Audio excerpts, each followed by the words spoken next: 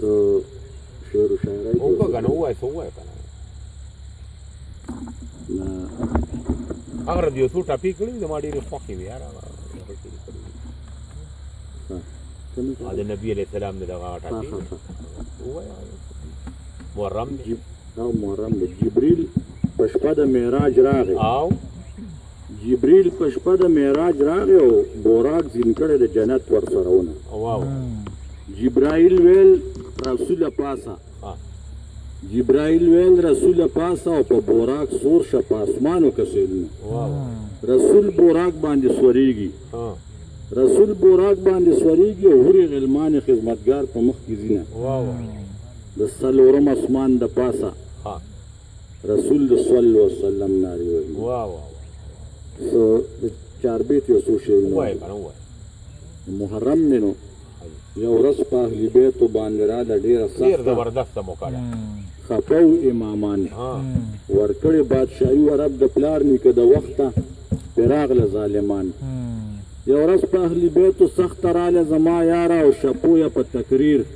بادشاه امام حسن به په تخت ناستو برقراره او د کل عرب امیر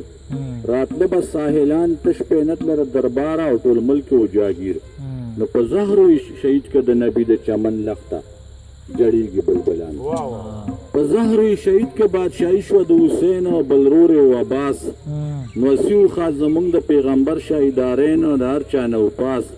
ظالم په ظلم وکړه خدای دې خوار کړي یزیدیین شمر نومې خناس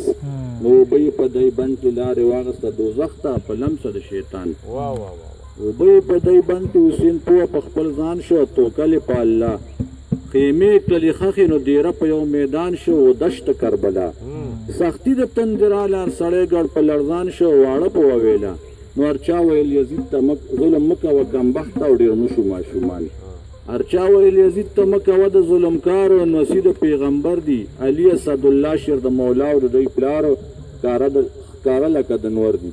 وړوکي ماشومان غواړي اوبه د تره سردار او لمبي په ځیګر دي نو غونچې وي د ګلاب کتل ثواب د دی مخته او کوم زه کارمان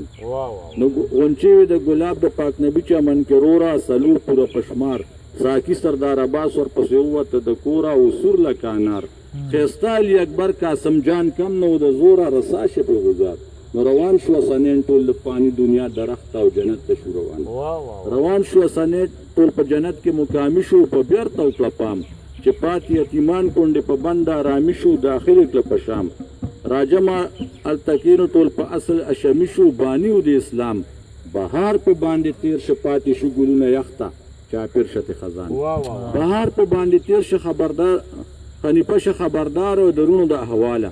یو دم شپه د شپې ټول سواره پوجان تیار او جنګریز ته ولیواله نو تر سره شو کیسه یزید دنګلې دي د تخته باقی نشته بیان در سره شو کیسه باقی بیان د مخکې نور او رایات میشه دلبر راغیږه منا خلک چې په زړه یې مناصور او غصن په خنجر نو سوای مستقیم چې هرانی مغه بالغ ته چې په محبت خانه او شعر د کرانه پاتې شو ډیر د مکه مناسبت سره ډیر